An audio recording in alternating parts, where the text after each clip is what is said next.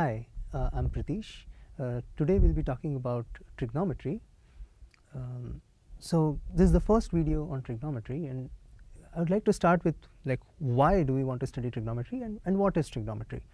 So you would certainly know that Euclidean geometry is very fundamental to how we think about nature. Like the way we visualize things in physics, for example, is we use Euclidean geometry in the way we think. And often Euclidean geometry requires some amount of innovative thinking to reason about problems. And often when you want to talk about physics, you don't want geometry to be your bottleneck in thinking about physics. So trigonometry and coordinate geometry are two subjects which try to make a more systematic study of geometry.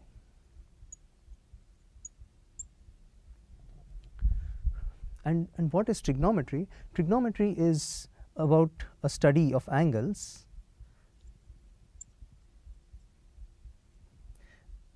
in an algebraic way.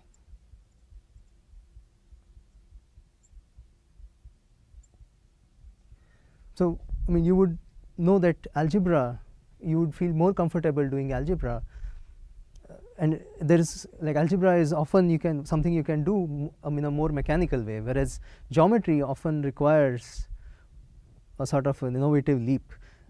So using trigonometry, we will be able to reason about geometric problems in a more algebraic way, right?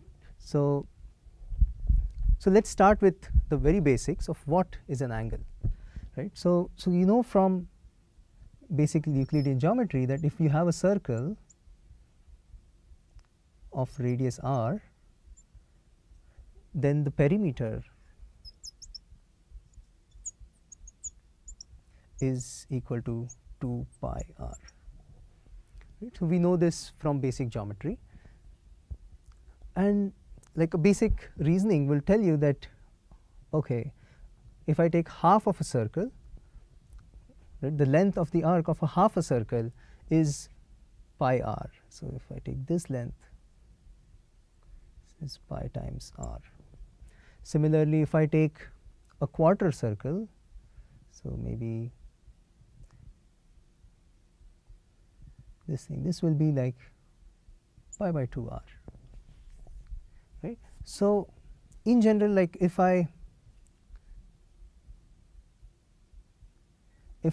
pick out an angle of, let's say, alpha degrees, right, this could be 60 degrees, then you can easily reason that the length of an arc with angle alpha degrees is alpha over 360 times 2 pi r. Right. So this is just basic ratio and proportion type of argument, right. So let me write this as 2 pi alpha 360 times r, right. So we are more generally taught, since school we have been usually taught to think in terms of degrees, and the full circle has 360 degrees. But now when we want to write the length of an arc, now we have to write this annoying expression which is 2 pi alpha over 360 times r. So it would be much nicer to call this expression 2 pi alpha over 360 as the angle itself instead of alpha degrees. If we could call this as the angle itself, so if we could define this quantity as the angle, then it would be much nicer. So as there are different ways to measure objects, like length, you measure it in meters and inches and so on. Similarly, this is a different unit of measuring angles. So this is angle in radians.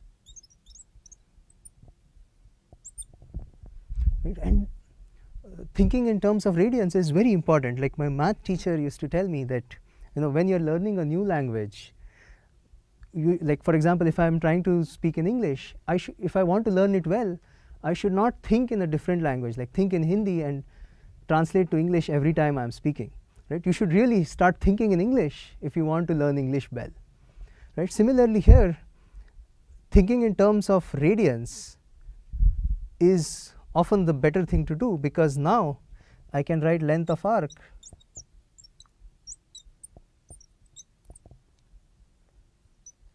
with angle theta in radians is just r times theta. So that's why thinking in terms of radians is often the more natural way to think about angles. Now let's, just to be more familiar with this conversion, let's see that, for example, 360 degrees is 2 pi radians. That's what we just saw here, right? The perimeter of the entire circle is 2 pi r, and 2 pi is the angle of the entire circle. Similarly, 180 degrees is like pi, 90 degrees is like pi over 2, and so on. So we just saw how to measure angles in degrees and radians, and we said that radians is the more natural unit to think about angles. So that now the length of the arc with angle of theta radians is just r times theta. So in the rest of the video we will talk about trigonometric ratios, we will define what they are, and we will talk about some trigonometric identities. Like, these are the algebraic tools which will help us reason about angles in a more algebraic way. Okay, so let's look at an angle, and let's say that the angle is theta.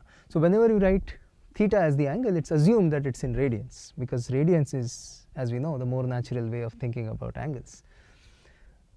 And now let's say that the radius is r. So we just saw from here that the length of the arc is r times theta, right? Now there are other interesting parameters that you would want to know about the angle. For example, if I drop a perpendicular from here, right, what is the height of this line segment, right? So let's call this line segment, right? So let's call this A, B, and C. So this line segment is the side that is opposite to our angle. The side AC is the side that is adjacent to our angle, and this side is the hypotenuse.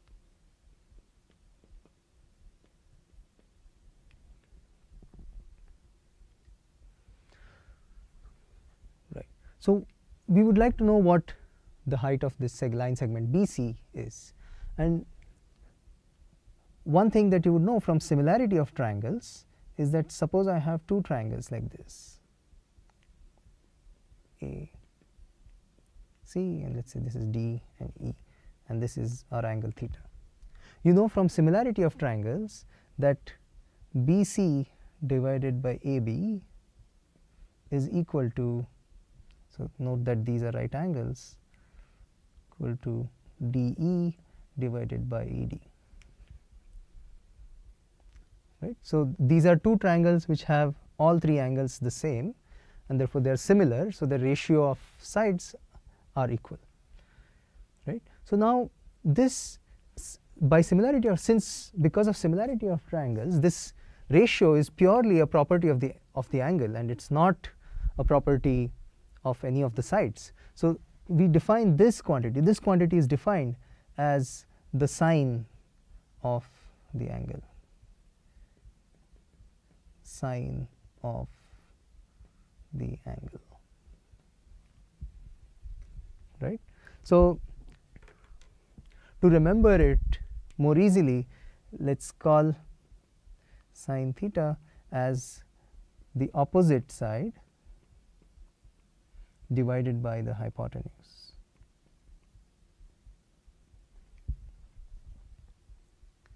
Right? Now, and so for example, now you would see that in this thing, if the hypotenuse is r, the length of the opposite side is now r times sine theta. Right.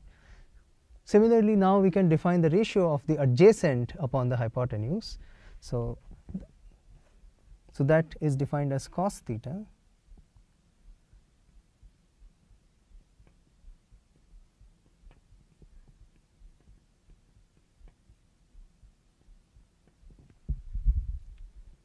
So now the adjacent side, since the hypotenuse is of length r, this thing is of length cos theta, right? So in terms of this ratio, it will be AC divided by AB, which is also same as AE divided by AD. This is the cos of the angle. And by similarity of triangles, this is just a property of the angle and does not depend on the sides of the triangle. Okay. So now we will see our first trigonometric identity, right?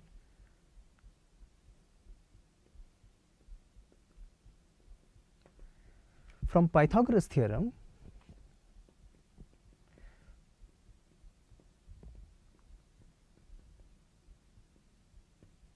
we know that for any right angle triangle, the sum of squares of the two sides is equal to the square of the hypotenuse. So let me write it here in the colloquial language: opposite square plus adjacent square is equal to hypotenuse square. This is what Pythagoras theorem tells us. And if we divide by hypotenuse square throughout, we get that opposite upon hypotenuse square plus adjacent upon hypotenuse square is 1, right? But if you look at our definitions of sine theta and cos theta, this tells us that sine theta square plus cos theta square is equal to 1.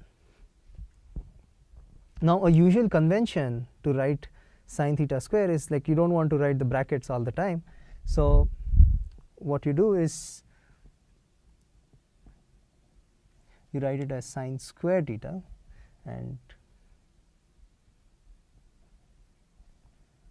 cos square theta, so as to not confuse with, for example, sine theta square.